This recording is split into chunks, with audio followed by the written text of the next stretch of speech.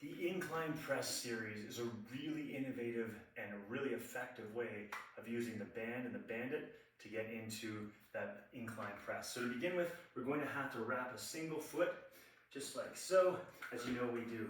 And then we want two handles on. From here, this is the tricky part, and some people will struggle with it.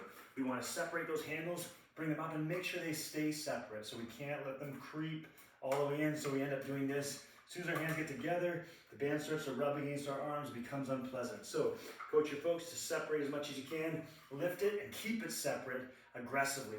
Now we want to take this back foot and step it through. And that's where some people really struggle with. So again, I'll show you that again. Here I've wrapped my front foot. I want to take it, I want to step through, and then I want to get down into this kneeling position here. And I can drive up just like so in this incline press. Again, my feet are about shoulder width apart. I don't want to be on train tracks. Driving straight up, straight down, maintaining that plank, and keeping these bandits handles separate as I can. Now the next step up is going to be a long lunge, so we're going to be in a standing position. Here I'm in a standing position, long lunge, back leg stays straight. Again, bandits stay separate. Driving straight up. Now I'm bearing a lot more weight through my lower body, and that increases the intensity as I do this nice incline press. And the final one is actually a lunge to it. So here we're going to stop, boom,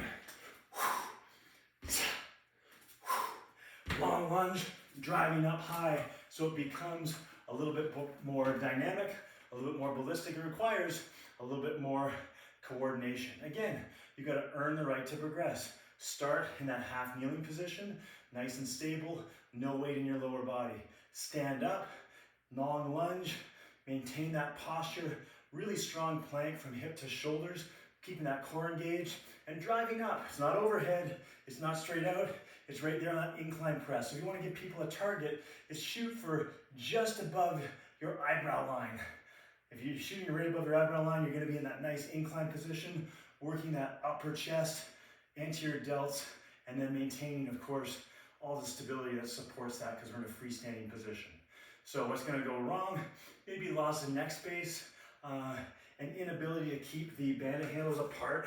So really focusing on that first, like creating that frame with your hands and being diligent about not letting them creep in. And if they do creep in, pausing, separate again, and getting back in position. And again, the challenge with coaching it, once you've got that foot wrap, stepping through.